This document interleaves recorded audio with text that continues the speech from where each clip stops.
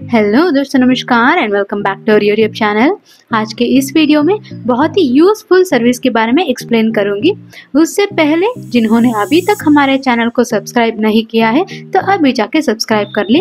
आज किस सर्विस के बारे में एक्सप्लेन करने वाली हूँ बोले तो एंड्रॉयड AEPS, M-ATM और रजिस्ट्रेशन कैसे करना है उसके बारे में कंप्लीट डिटेल्स को इस वीडियो में देख सकते हो आप। तो स्किप किए बिना कंप्लीट वीडियो को चेक कर लो। फर्स्ट हमारे यहाँ AEPS यूज करने से क्या क्या बेनिफिट्स मिलेगा उसको देखते हैं। It's very easy to use, आप बहुत ही आसानी से अपने फोन से ही यूज कर सकते हो। No need for biometric device, facial authentication होने की वजह से किसी भी तरह के डिवाइस की जरूरत नहीं रहेगा। पर फेशियल ऑथेंटिकेशन को सभी बैंक्स अलाउ नहीं किया होगा, तो किस किस बैंक्स के फेशियल ऑथेंटिकेशन अलाउ नहीं रहेगा उस बैंक्स के लिए बायोमेट्रिक को यूज करना पड़ेगा।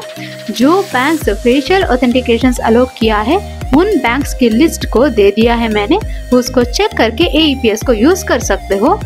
Highest commission for cash withdrawal, जितना हमारे यहाँ से हाईएस्ट कमीशन मिल रहा है उतना कहीं और नहीं मिलेगा आपको।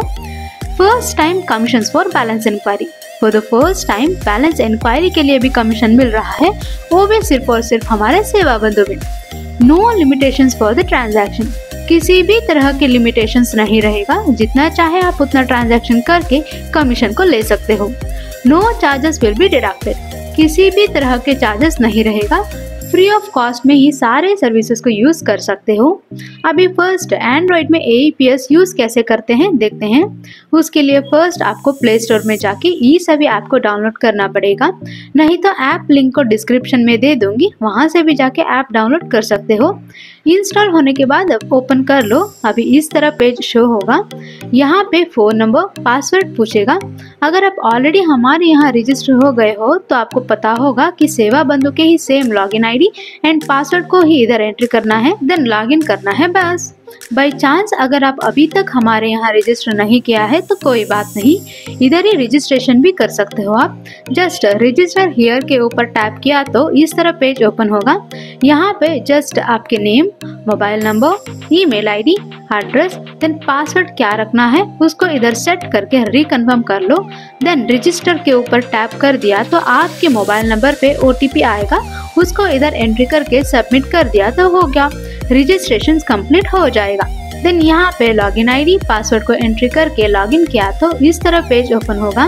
यहाँ पे cash withdrawal, balance inquiry, mini statement, cash deposit Aadhaar pay नहीं है, नेक्स्ट हिस्ट्री, सेटलमेंट करके है। इन सारे सर्विसेज को यूज कर सकते हो आप। अभी काम कैसे करते हैं देखते हैं। फर्स्ट कैश विड्रॉल के ऊपर टैप करते हैं। यहाँ पे कितना अमाउंट विड्रॉ करना चाहते हो उस अमाउंट को इधर एंट्री करके सबमिट कर दिया तो इस तरह एक पॉपअप आएगा। अगर एंड्रॉयड में आप AEPS को यूज करना चाहते हो तो इस RD सर्विस को डाउनलोड करना पड़ेगा फॉर सपोर्ट, तो इसको भी डाउनलोड कर लो। ये डाउनलोड हो गया तो बस और कुछ नहीं। उसके बाद फिर से ये सभी ऐप में आके बैलेंस इंक्वायरी सेलेक्ट कर लो। उसके बाद यहाँ पे मोडालिटी को सेलेक्ट कर लो, लाइक USB मतलब बायोमेट्रिक डिवाइस।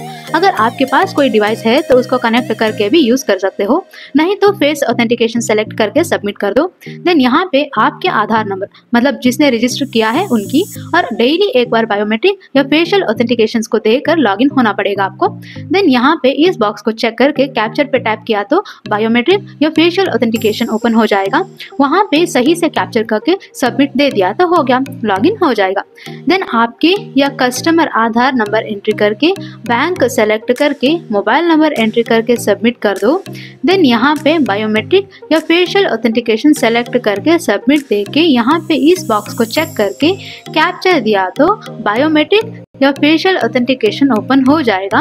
यहाँ पे कस्टमर फेस या बायोमेट्रिक को सही से कैप्चर करके प्रोसीड कर दिया तो हो गया, बैलेंस इंक्वायरी सक्सेसफुली शो होगा। इसे आप डाउनलोड भी कर सकते हो, साथ ही में कमीशन भी ऐड हो जाएगा। कैश विड्रॉल भी ऐसे ही है, यहाँ पे कितना विड्रॉ करना चाहते हो उस अमाउंट को इधर एंट्री करके सबमिट कर दो। नेक्स्ट आपके या कस्टमर आधार नंबर एंट्री करके, बैंक को सेलेक्ट करके, मोबाइल नंबर एंट्री करके सबमिट कर दो। देन यहाँ पे बायोमेट्रिक या फेशियल ऑथेंटिकेशन सेलेक्ट करके सबमिट देके यहाँ पे इस बॉक्स को चेक करके कैप्चर दिया तो जो भी आपने सेलेक्ट किया होगा वो ओपन होगा। वहाँ पे फेस या बायोमेट्रिक को सही से कैप्चर करके प्रोसीड कर दिया तो हो गया, कैश विड्रॉल सक्सेसफुल हो जाएगा, साथ ही में कमीशन भी ऐड हो जाएगा। बायोमेट्रिक या फेशियल ऑथेंटिकेशन जिसके लिया होगा आपने, उनके अकाउंट से अमाउंट विड्रॉ होके आपके AEPS वॉलेट में आ चुका होगा। ऐसे ही सेम मिनी स्टेटमेंट और कैश डिपॉजिट भी काम करेगा, आधार पे काम नहीं करेगा, तो उसको छोड़ के बाकी सारे सर्विसेज को यूज कर सकते हो आप। अभी आपने जो भी ट्रांजैक्शन किया है उन सभी को इधर ही हिस्ट्री में आके भी चेक कर सकते हो। देन AEPS वॉलेट में जो अमाउंट है उसको आप अपने अकाउंट में कैसे ट्रांसफर कर सकते हो बोले तो इधर ही सेटलमेंट का ऑप्शन है, यहाँ पे आके जस्ट अमाउंट को एंट्री करके ट्रांसफर मनी पे टैप किया तो हो गया, आपके AEPS वॉलेट से आपके अकाउंट में अमाउंट ट्रांसफर हो जाएगा।